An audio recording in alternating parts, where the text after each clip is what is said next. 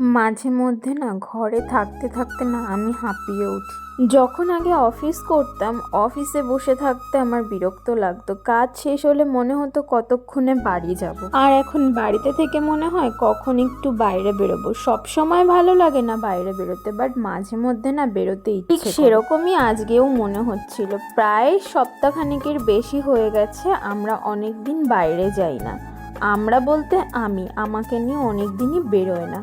তো আজকে খুব ইচ্ছে করছিল একটু বাইরে যেতে। সেই মতোই ওকে ফোন করে বললাম, অফিস থেকে বাড়ি ফিরে আমাকে নিয়ে কি একটু বেরোবে? আমাকে বললো আমার তো আসতে লেট হয়ে যাবে, লেট করে বেরোলে চলবে? আমি বললাম ঠিক আছে তাহলে তাই করো, বাট লেট করে বেরোলে আমরা যাব কোথায়? কোথাওই তো, সবই তো বন্ধ হয়ে যাবে, সেরকম কিছুই দেখতে পারবো না। তাই ঠিক করলাম যে এখানে একটা চায়ের বাড়ি আছে, সেখানে যাব। জানো তো, আমি যখন নিউ টাউনে থাকতাম তখন ওখানে রাত 10টা হোক কি 10:30 কোনো ব্যাপার ছিল না। নিউ টাউনে যেখানেই যেতাম সেখানেই যেন মনে হতো এই সন্ধে হলো সবে। কিন্তু এখানে না সেরকম না। এখানে প্রায় 9টা 9:30টার মধ্যেই দেখি সব কেমন যেন নিঝুম হয়ে যায়।